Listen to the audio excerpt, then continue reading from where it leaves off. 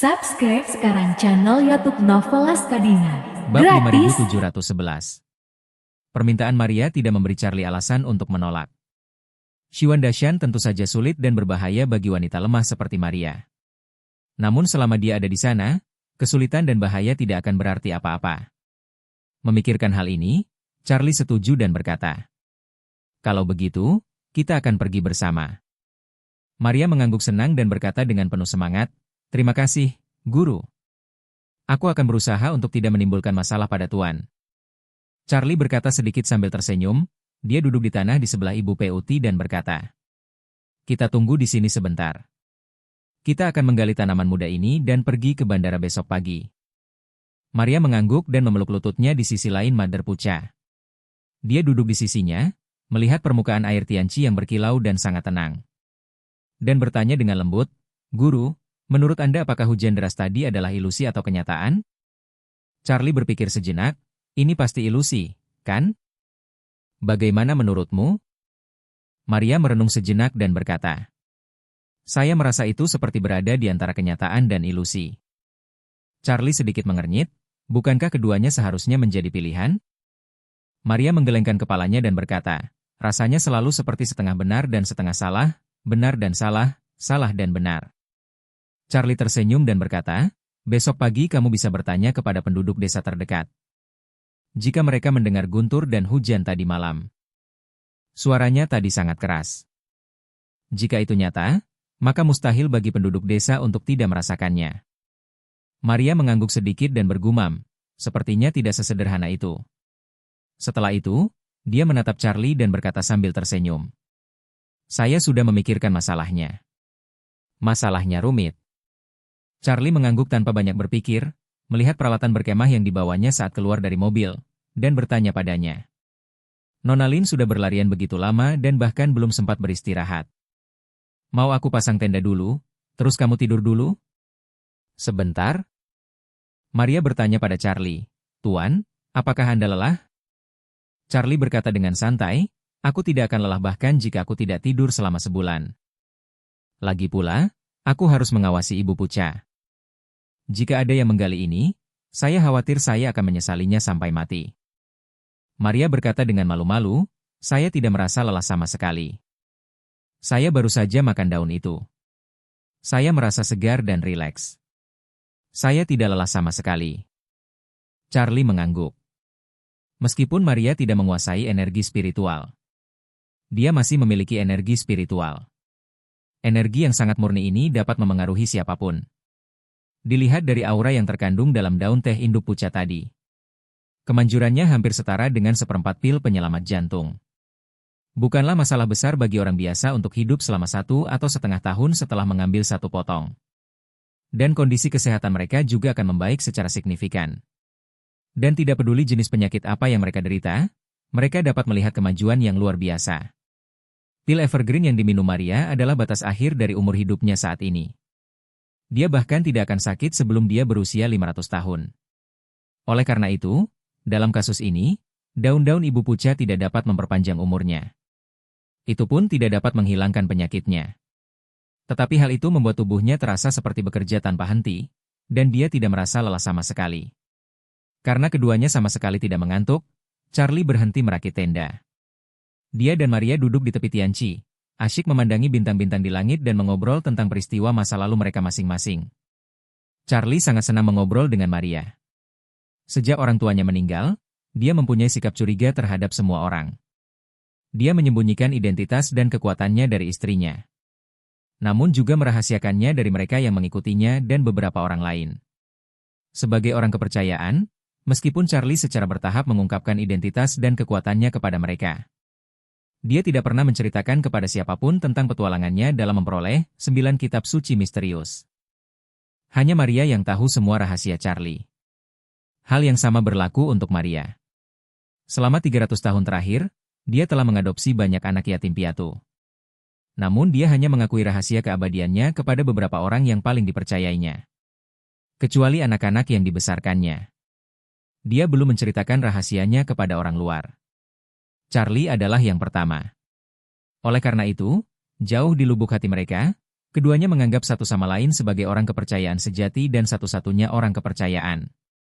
Karena Bana terletak di barat daya.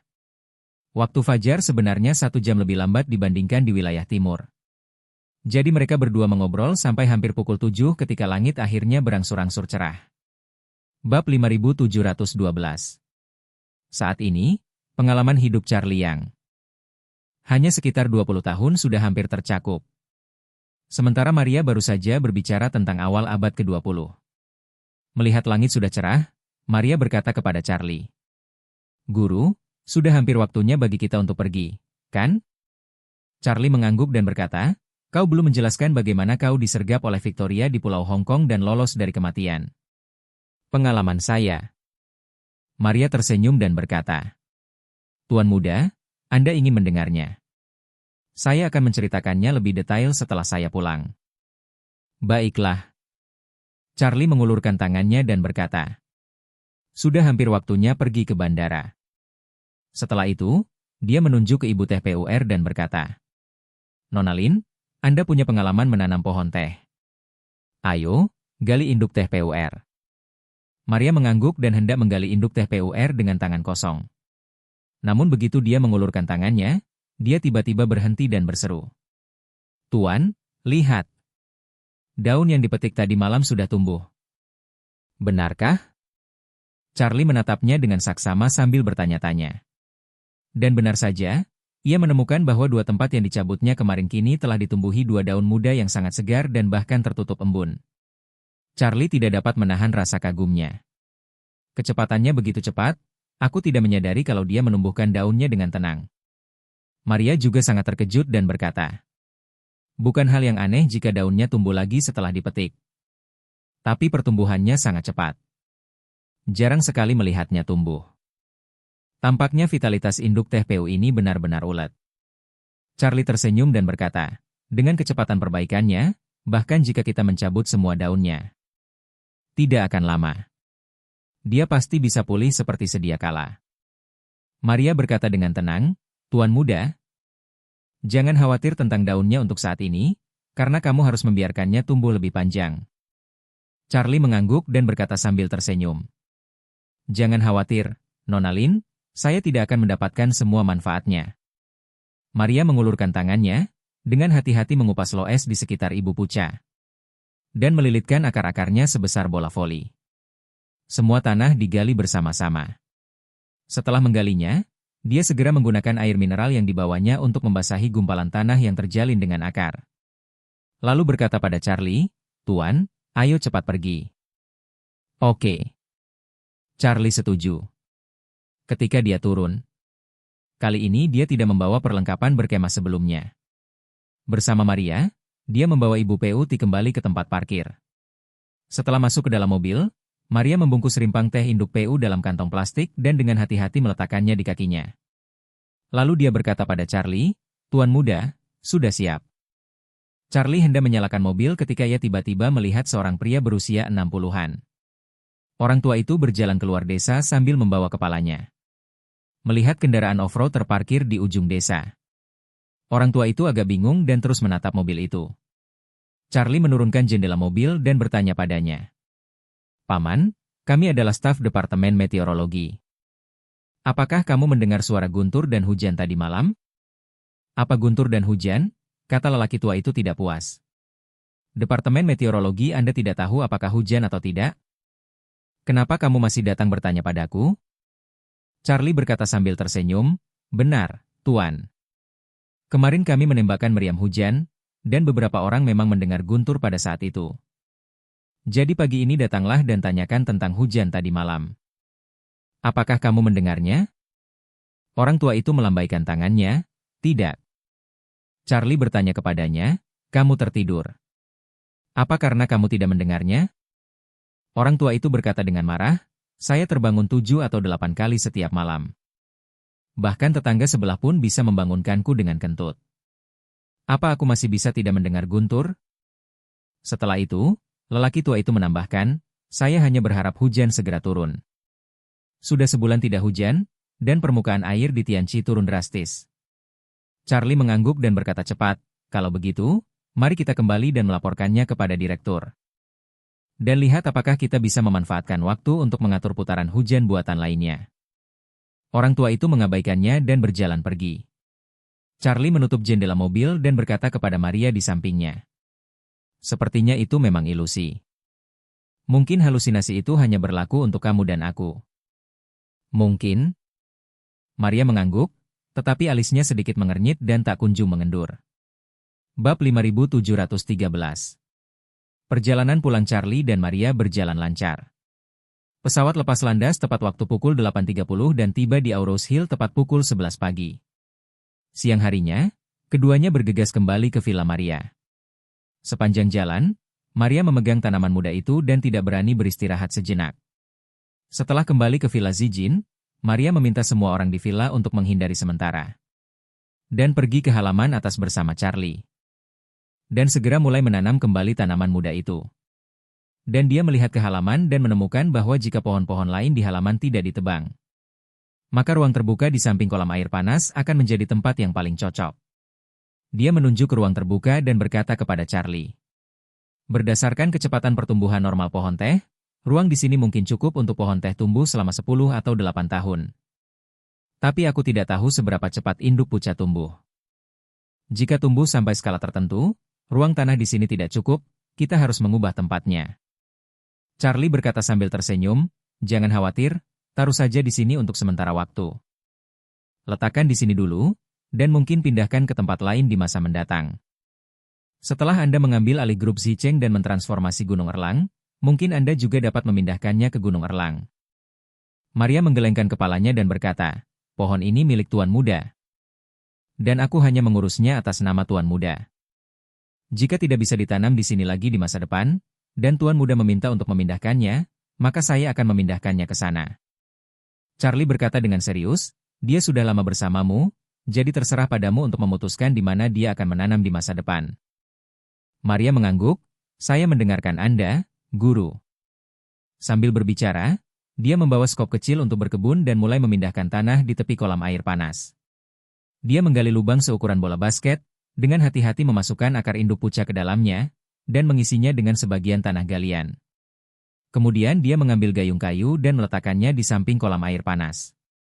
Dia mengambil air bersuhu ruangan dan menuangkannya dengan hati-hati di sepanjang tepi tangki air. Pada saat ini, matahari tengah hari menyinari dedaunan hijau yang halus, membuat dedaunan hijau tersebut menjadi bening. Maria memandangi dedaunan hijau sempurna itu dengan wajah penuh kekaguman. Charlie melihat bibit itu, dan berkata dengan curiga. Tadi malam, ia tumbuh begitu cepat, dan 2 daun yang hilang itu pun kembali ke keadaan semula tanpa ia sadari. Mengapa tampaknya tidak berubah? Maria berkata, mungkin energi yang terkumpul telah digunakan untuk menghubungkan dirinya dengan tanah. Dan kemudian akan memasuki periode pertumbuhan yang panjang dan lambat. Lagi pula, butuh waktu 30 tahun bagi pohon teh PUR untuk matang. Charlie mengangguk, beberapa daun yang dimilikinya sekarang sangat cocok untuk pohon teh biasa. Khasiatnya bagaikan pil penyelamat jantung yang mengencerkan darah, dan merupakan harta karun yang langka bagi para petapa. Lagi pula, tidak peduli berapa banyak pil penghancur darah dan penghancur jantung yang dimakan. Tidak mungkin mengubahnya menjadi energi spiritual di dalam tubuh, namun daun pohon teh ini secara alami mengandung aura, yang sangat langka. Meskipun aku bisa memurnikan banyak ramuan, sejauh ini, hanya pil kultivasi yang bisa meningkatkan aura, dan ramuan lainnya hanya bisa mengobati luka, atau memperpanjang umur. Namun, pemurnian pil kultivasi terlalu merepotkan, dan permintaan berbagai bahan relatif tinggi. Tidaklah realistis untuk benar-benar ingin melakukan penyulingan secara massal dan memiliki pasokan yang stabil. Jika pohon teh ini bermanfaat, pohon teh PUR akan kembali normal. Kapasitas produksinya setidaknya ratusan ribu kuncup setiap hari. Jika dia masih bisa mempertahankan atribut yang mengandung aura saat itu pasti akan menjadi kekayaan yang luar biasa. Dengan aliran aura yang stabil sebagai sumbernya, kita dapat mendirikan sekolah. Maria bertanya dengan penuh semangat, bukankah itu berarti dengan itu, Tuan Muda pasti akan bisa mengalahkan Victoria dan menghancurkan Warriors Den di masa depan? Charlie berkata dengan serius, Victoria sangat kuat secara pribadi, lagi pula, dialah yang membuka istana Niwan. Saya tidak berada di wilayah yang sama dengannya. Dan jika saya diberi waktu 20 atau 30 tahun lagi, Saya mungkin bukan lawannya, tapi dengan pohon teh ini, setidaknya sekelompok orang seperti empat besar bisa dibiarkan secara berkelompok. Para petapa dengan kekuatan yang baik seperti Earl, jika mereka tidak bisa menang dalam kualitas, mereka akan bertarung untuk kuantitas. Meskipun taktik kerumunan agak tertinggal, bukan tidak mungkin untuk menang. Maria mengangguk ringan, menatap bibit itu, lalu mendesah dan berkata, "Sekarang mari kita lihat apakah dia bisa tumbuh dengan cepat." Charlie tersenyum kecil, biarkan saja seperti biasa, dia punya takdirnya sendiri.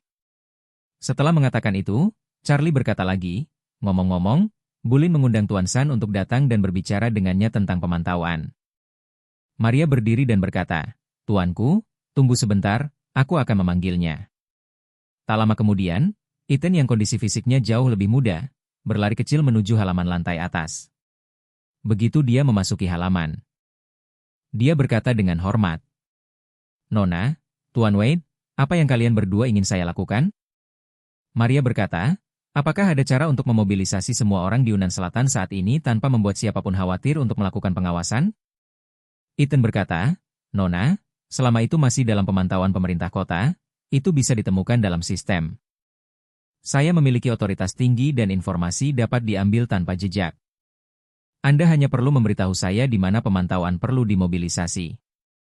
Maria mengangguk, mengingat Victoria muncul di Shuanglang pukul 10 kemarin pagi, jadi dia berkata, "Pertama hubungi pengawasan Shuanglang." "Baiklah," kata Eden. "Nona, tunggu sebentar, saya akan mengatur orang untuk bersiap." Dan mereka akan menggunakan jalur khusus untuk mentransfer semua konten video ke server cloud. Setelah transfer selesai, Anda dapat melihatnya di server sesuka hati. Maria mengangguk puas dan berkata, "Cepatlah. Lakukan, aku akan menunggu kabarmu." Eden segera berkata, "Baiklah, Nona, saya akan segera mengaturnya." Bab 5714. Pada saat yang sama, di tengah pegunungan Siwan, jalan raya berkelok-kelok seperti naga panjang, diselingi oleh gunung-gunung yang tak terhitung jumlahnya, dan kendaraan off-road melaju melewati pegunungan dengan kecepatan tinggi. Wanita yang mengemudikan mobil itu memasang ekspresi serius, tangannya mengepal di setir, dan dia jelas-jelas gugup. Namun dia gugup bukan karena kurangnya pengalaman mengemudi, namun karena semakin tumbuhnya rasa keakraban yang diberikan kepadanya oleh lingkungan sekitarnya. Wanita yang mengemudi adalah Victoria. Meskipun dia belum pernah ke Shiwandashan selama bertahun-tahun, dia masih mengenal tempat itu dengan baik. Dulu, tempat ini merupakan labirin raksasa yang tercipta oleh keajaiban alam. Itu menghalangi tentara King yang mengelilinginya dan Warren dan juga memberi mereka kesempatan langka. Namun kini, gunung yang dulunya sulit dilalui ini telah terhubung sepenuhnya oleh jalan raya ini. Terowongan dan jembatan yang tak terhitung jumlahnya telah menghubungkan tempat ini dengan dunia luar.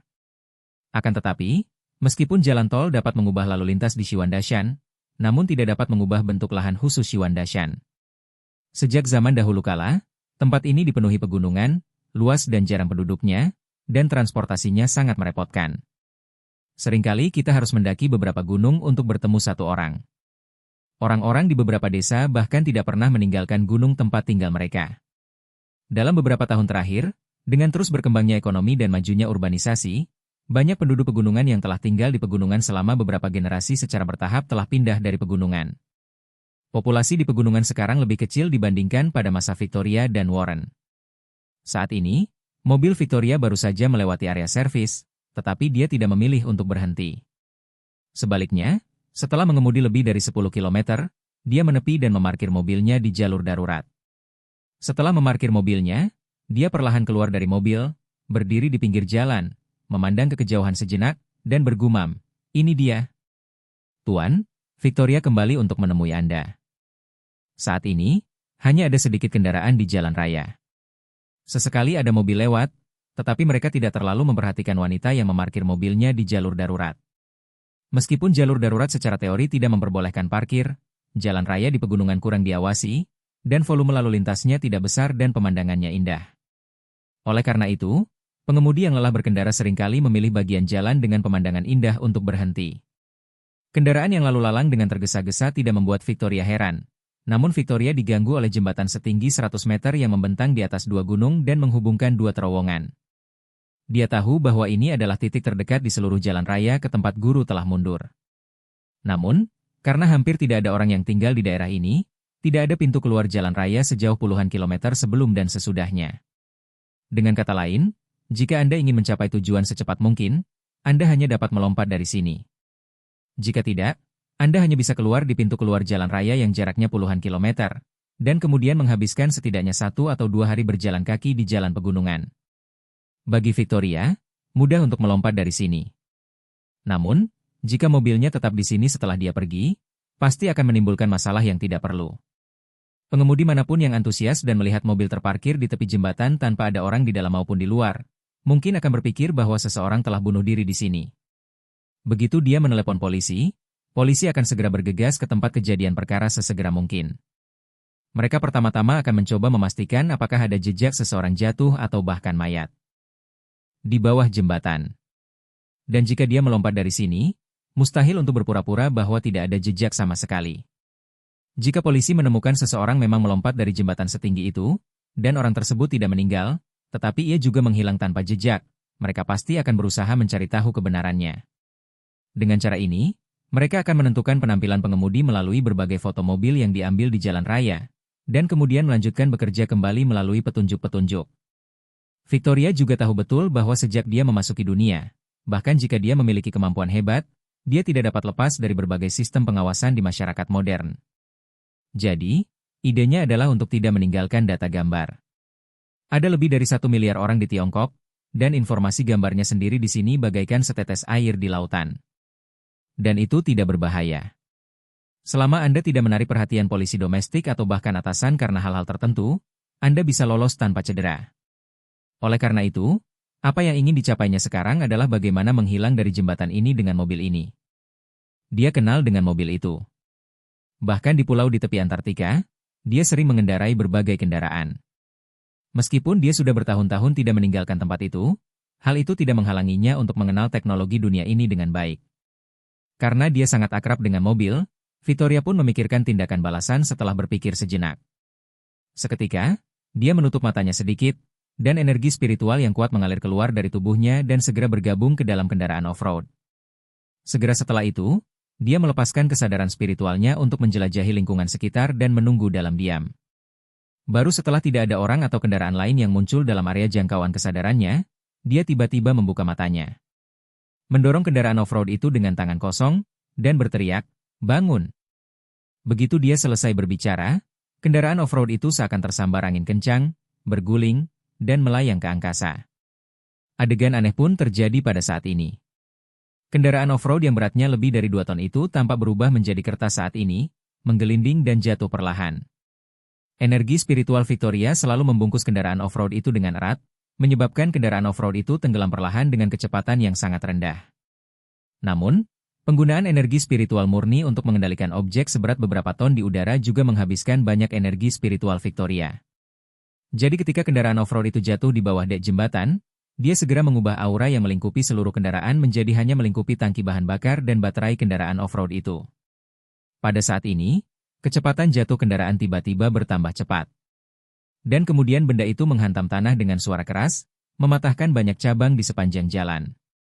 Untungnya, tangki bahan bakar dan baterai dilindungi oleh energi spiritual. Jadi meskipun mobilnya rusak parah dan kacanya pecah, mobil itu tidak terbakar atau meledak. Oleh karena itu, setelah kecelakaan itu, lembah tersebut dengan cepat menjadi tenang kembali. Kemudian, Victoria melompat dan mendarat perlahan di tanah. Ada banyak jenis pohon di lembah itu, dan kendaraan off-road langsung membuat celah di hutan lebat. Dengan pikiran di benak Victoria, energi spiritual melilit sejumlah besar cabang yang patah dan menutupi kendaraan off-road itu dengan erat. Kemudian, dia merapikan pakaiannya dan berjalan menuju kedalaman gunung tanpa menoleh ke belakang. Pada saat yang sama, semua video pengawasan Xuanglang telah dipindahkan ke server cloud khusus oleh bawahan Eden.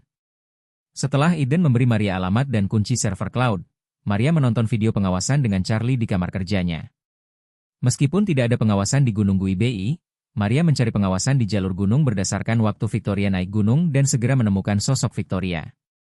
Dimulai dari penyelidikan pengawasan ini dan bergerak mundur ke kota kuno Xuanglang, semua rute Victoria berada dalam jangkauan pengawasan. Hasilnya, keduanya dengan mudah menemukan kendaraan off-road yang dikendarai Victoria di tempat parkir. Di Cina, Orang-orang mungkin bisa lolos dari pengawasan, tetapi pada dasarnya mustahil bagi mobil. Selama itu adalah jalan yang bisa dilalui mobil, saya tidak berani mengatakan akan ada pengawasan sepanjang proses, tetapi pasti akan ada pintu masuk dan keluar utama. Selain itu, pemantauan lalu lintas jalan memiliki fungsi pengenalan plat nomor, yang dapat mengidentifikasi nomor plat nomor. Oleh karena itu, data video dan gambar yang tampaknya berjumlah besar dapat diubah menjadi data dengan label yang jelas dan disimpan dalam sistem. Dengan lapisan transformasi ini, selama Anda memasukkan nomor plat kendaraan, Anda dapat mengambil video, gambar, dan simpul waktu terkait dari mobil yang muncul di bawah semua pengawasan jalan. Vittoria tidak pernah menyangka kalau ada yang akan meramalkan dia pergi ke Yunan Selatan, dan dia tidak pernah menyangka kalau Maria akan berani bertindak di bawah hidungnya. Jadi dia tidak pernah menduga kalau ada orang yang akan menggigitnya saat ini, dan mulai mencari petunjuk di sepanjang ekornya sendiri. Hanya dalam beberapa menit, Charlie dan Maria memperoleh data terperinci, termasuk waktu dan tempat di mana mobil Victoria baru-baru ini muncul di semua sistem pemantauan lalu lintas. Charlie mengabaikan semua informasi sebelumnya dan langsung menatap informasi terakhir. Informasi terakhir menunjukkan bahwa setengah jam yang lalu, mobil ini melaju melalui jalan raya menuju Gunung Shiwanda di Yunan Selatan dengan kecepatan 120 km per jam melalui daerah Sublayanan. Pengawasan yang menangkap informasi kendaraan adalah pengawasan jalan utama di luar area layanan. Pengawasan ini hanya berada di antara pintu masuk dan keluar area layanan. Dengan kata lain, tertangkap olehnya berarti mobil tersebut langsung melewati area layanan Dashanzi dan terus melaju menuju jalan utama. Charlie memeriksa kembali informasi simpul pemantauan sebelumnya dan menemukan bahwa yang aneh adalah mobil tersebut melaju di jalan raya dengan kecepatan 120 km dan dipantau serta direkam setiap sekitar 5 menit. Sebagai contoh, jarak pemantauan jalan raya ini sekitar 10 km. Vittoria melewati titik perekaman terakhir setengah jam yang lalu. Berdasarkan kecepatannya saat itu, dia kini telah melaju sejauh 60 km. Namun, tidak ada catatan baru yang terlihat pada sistem, yang membuktikan bahwa status mengemudi Vittoria kemungkinan besar telah berubah. Jadi Charlie segera memeriksa lokasi pemantauan berikutnya dari barat ke timur di wilayah layanan Dashanzi dan menemukan bahwa lokasi pemantauan berikutnya berjarak 22 km. Jika Vittoria mempertahankan kecepatan 120 km, dia seharusnya sudah melewati area pengawasan ini 10 atau 20 menit yang lalu. Tetapi kendaraannya tidak muncul di sana, yang berarti dia mengurangi kecepatannya menjadi 50 km per jam di bawah, atau mobilnya telah diparkir di bagian tertentu dari 22 km tersebut. Charlie mengambil tangkapan layar bagian jalan ini di peta satelit dan berkata kepada Maria di sampingnya, "Kita tunggu saja. Kalau Vittoria tidak muncul di titik pemantauan berikutnya untuk waktu yang lama. Kalau begitu, kemungkinan besar dia sudah berada di tengah ruas jalan ini." Meninggalkan jalan tol. Maria berkata, jalan tol sepanjang 22 km ini tidak memiliki area layanan dan tidak ada pintu keluar. Jika dia keluar dari sini, satu-satunya pilihan adalah keluar dari jalan tol dengan berjalan kaki. Charlie mengangguk dan berkata, di sini hampir semuanya viaduk dan terowongan. Satu-satunya cara baginya untuk keluar dari sini adalah dengan melompat langsung dari viaduk. Maria setuju dan berkata, tidak mungkin jalan tol menuju tempat guru biasa beristirahat dibangun secara kebetulan seperti itu. Vittoria pasti sudah menemukan titik terdekat melalui jalan raya, lalu meninggalkan mobil dan berjalan kaki. Charlie berkata, jadi tempat tuanmu mundur saat itu seharusnya tidak terlalu jauh dari jalan raya sepanjang 22 km. Maria bertanya kepadanya, Tuan muda, menurut Anda apa yang harus kita lakukan selanjutnya? Charlie berkata, jawaban yang paling antusias adalah mencari keberadaannya tetapi dari situasi sebenarnya. Aku tidak sekuat dia, dan dia sudah melihat kita. Jika kita muncul di depannya sekali lagi pasti akan menimbulkan kecurigaan. Jadi saran saya, tunggu saja. Kalau Vittoria meninggalkan mobilnya di sini, kita tidak akan bisa melacaknya lagi. Kita tunggu di Auros Hill sampai Vittoria muncul lagi. Bab 5715. Charlie tahu betul bahwa apa yang dia cari kali ini bukanlah Vittoria, tapi tempat yang akan dikunjunginya.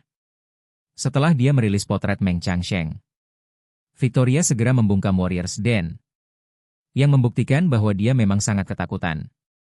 Namun semakin dia ketakutan, semakin dia diam-diam datang ke Tiongkok sendirian dan pergi ke Gunung Shiwanda, yang membuktikan bahwa dia pasti sedang merasa sangat mendesak tentang sesuatu sekarang. Charlie berspekulasi bahwa dia kemungkinan besar sedang mencari rahasia yang ditinggalkan Meng Changsheng saat itu. Mungkin rahasia umur panjang telah disebutkan oleh Jermo sebelumnya. Oleh karena itu, setelah Victoria meninggalkan pegunungan Siwan. Dia akan masuk mencarinya, terlepas dari apakah akan ada keuntungan atau tidak. Setidaknya itu tidak akan meningkatkan risiko. Dan pada saat yang sama, di pegunungan Siwan, Victoria bagaikan pahlawan dalam film bela diri yang menggantungkan kabel dan terbang di atas tembok.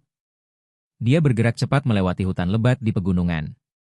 Di mata orang awam, gunung-gunung dan hutan-hutan tua bagaikan berjalan di tanah datar di depannya. Meskipun dia berjalan semakin dalam ke pegunungan, kemajuannya menjadi semakin mulus. Ketika dia menjauh dari jalan raya dan secara bertahap memasuki pegunungan, dia menemukan bahwa pegunungan di depannya tidak banyak berubah sejak 300 tahun yang lalu. Pegunungan hijau di sini masih ada, dan masih sepi. Victoria mengandalkan ingatannya tahun itu untuk berjalan dari fajar hingga senja di pegunungan. Di pegunungan dan hutan pada malam hari, Anda tidak dapat melihat jari-jari Anda. Cahaya bulan dan bintang hampir terhalang oleh rimbunnya pepohonan. Selain itu, karena meningkatnya kelembaban udara setelah malam tiba, pegunungan dan hutan sudah diselimuti kabut. Sulit bagi orang biasa untuk pindah ke sini. Namun Victoria tampaknya mampu melihat menembus kegelapan dan kabut dan terus bergerak maju tanpa melambat. Saat ini, dia dikelilingi oleh serangga, ular, tikus, semut, dan segala jenis binatang dan hewan, tapi kemanapun dia pergi, semua hewan pun berhamburan, dan mereka berharap dia bisa tinggal sejauh mungkin dari mereka. Setelah Victoria berjalan melewati kabut selama hampir setengah jam, dia sampai di dasar sebuah lembah yang sangat rendah.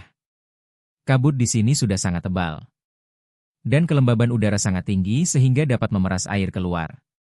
Karena dataran lembah terlalu rendah, sejumlah besar kelembaban dan karbon dioksida disimpan di sini, sehingga kandungan oksigen di dasar lembah sangat rendah.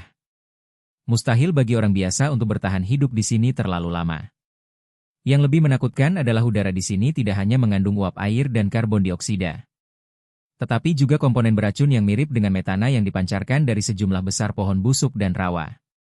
Setelah bertahun-tahun fermentasi dan berbagai reaksi kimia alami, telah terbentuk zat berbahaya bagi laktasi. Miasma yang sangat beracun bagi hewan. Selain itu, meskipun tidak ada pemukiman manusia di sini, hewan liar seringkali datang ke sini secara tidak sengaja untuk mencari makanan. Setelah hewan-hewan tersebut masuk, mereka segera mengalami koma dan mati karena kekurangan oksigen dan komponen beracun di udara. Setelah mati, tubuh mereka dibiarkan membusuk di dalam mayat yang diurai oleh mikroorganisme, membuat udara di sini lebih berbahaya. Jika seseorang menjadi buta dan mendaki gunung yang tak terhitung jumlahnya untuk sampai ke sini, pada dasarnya mereka tidak akan pernah kembali. Namun, saat Victoria datang ke sini, ekspresinya tidak gugup sama sekali. Sebaliknya, dia menjadi semakin bersemangat. Dia berjalan menuju kabut tanpa berpikir. Meskipun kabut kotor dan beracun tidak akan menyebabkan bahaya nyata padanya. Hal itu membuatnya sedikit mual, jadi dia menahan napas dan berjalan menuju ke tempat terendah dan terdalam. Pada saat ini, tidak ada cahaya di dasar lembah. Kesadaran Victoria memenuhi sekelilingnya, dan segala sesuatu di sekelilingnya menjadi jelas baginya. Ketika mereka mencapai titik terdalam, banyak pilar batu tebal setinggi 5 hingga 6 meter dan lebar 2 hingga 3 meter muncul di depan Victoria. Meskipun pilar-pilar batu ini tanpa alami dan tanpa jejak pemrosesan buatan, mereka tampaknya tidak muncul di sini dalam jumlah besar. Tampaknya seseorang secara sengaja mengumpulkan pilar-pilar batu ini dan meletakkannya di sini. Selain itu, ada sejumlah besar pilar batu ini, dan mereka tersusun tidak beraturan seperti hutan batu. Melihat pilar-pilar batu yang tampaknya tersusun tidak beraturan,